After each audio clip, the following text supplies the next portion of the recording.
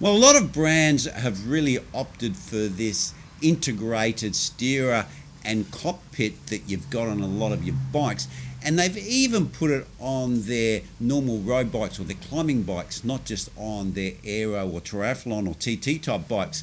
But Giant has really bucked this, and with their TCR models, they have not opted for these integrated steerer tube cockpit systems, and they still got the cables running externally. So let's roll the intro and let's have a bit of a discussion. Why would Giant take this move and go down this path of sticking with the old style of external cabling?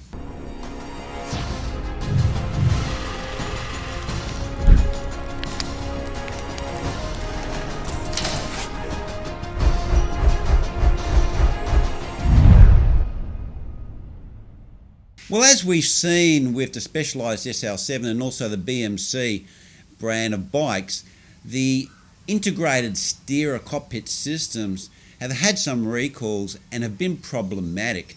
And you are cutting holes into the steerer and you are trying to make the cables go around fairly tight circumferences, and also they have a puck in there. A lot of them have a puck, and these things are pressed. They're pressed out of steel or some sort of metal, and they have sharp edges that can chafe the cables as the handlebars keep moving and the cable tries to move or flex going through that puck. And there has been instances of the cables rupturing and or leaking, so the brakes are being lost. I mean, obviously it's not a dramatic thing, it happens quite slowly, but you feel that brake pressure go away as you keep using the brakes, and it's leaking out into your frame where this cable goes through that puck. So this is one really big reason why Giant may have not opted for this integrated steerer handlebar system. They do offer something on their Propel bike, but not on the TCR, and they probably believe that it's probably worth more hassle than it's worth. And Giant put some facts forward to support that, and one of the facts is that they've done aero tests in the wind tunnel, and they're saying that if you put those cables and integrate them into the system, the bikes really are not showing any aero performance gain. And they compared their bike with the Specialized SL7 and also the Cervelo R5, and they basically said there's half a watt in it. Now, I would probably say half a watt may as well be zero, because when you're measuring half a watt in a wind tunnel, the bike would have to be dead perfectly straight. Your variances in testing would probably be within that margin, so you probably could say that's really zero. So on the total bike, it's really making no difference to the aero advantage that you're getting between three different bikes that are on the market. The other big point that has been brought up on many cycling channels is the serviceability of the cockpit when you have these integrated steerer cable systems.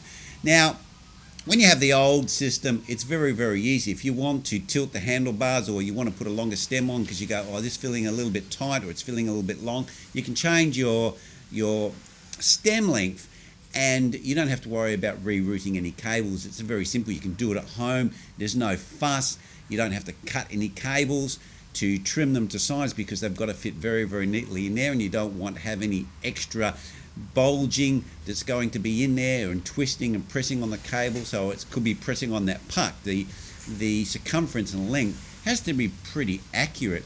And the other thing that you can do as well is, like, just say you wanted to go bikepacking, you wanted a more relaxed ride, you can do the old flip the stem trick and have your handlebars higher, so your bike, as far as using it for different applications, can be easily adjusted by just flipping the stem.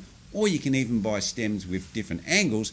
You may want a stem that you use for racing, which has a much, could even have a negative angle on it, and then you're using a normal stem for when you're riding around normally, when you're just training. And if you wanted to do that, you can, because it's very, very easy. And it's very, very easy to change those things out. In less than half an hour, you can do it. So the bike becomes a lot more versatile in how you're going to use it, how you're going to operate it. Well, I think this is a pretty significant decision by Giant because they're one of the biggest players in the bicycle industry, and everyone else is trying to make the bikes look a little bit better, look a little bit more slick. And let's be real, the integrated cockpits do look pretty smart because all the cables and everything's tucked away. It makes the bike look really clean. And I don't think anyone's going to argue that. But Giant have resisted and been a lot more practical with their bikes. And even on their top Giant TCR, we're still having external cables. So they believe that the gains or the locking in of being able to adjust your cockpit is not worth having the cables integrated. So basically, it's the juice, if you want to call it, is not worth the squeeze. And I think the Giant are pretty much on the money, in my opinion, because we've seen a lot of problems that we've had with these cockpits, and some of these cockpits, they're even all one piece. So if you haven't got your fit right, you're buggered. You can't change the angle. You've got to make sure that you've got the brake lever is perfect and everything on your drops. You can't just rotate it after. And this is where I think that for a lot of the average riders that maybe change over a number of years of having that bike because they're just doing casual riding, then these older style systems where you have a stem and a handlebar and it's all separate is much more practical for the everyday rider. And it also allows you, if you've got a favourite handlebar, you can easily fit it because you don't have to go with the manufacturer's proprietary products that are designed to be integrated with a lot of the stems. Even though you can kind of adjust them, they're not, what do you call it, a generic type of design system. Well, anyway, guys, you leave your comments down below. What do you think about this? Do you think the Giant's lagging their heels behind and they're just it's just outdated tech?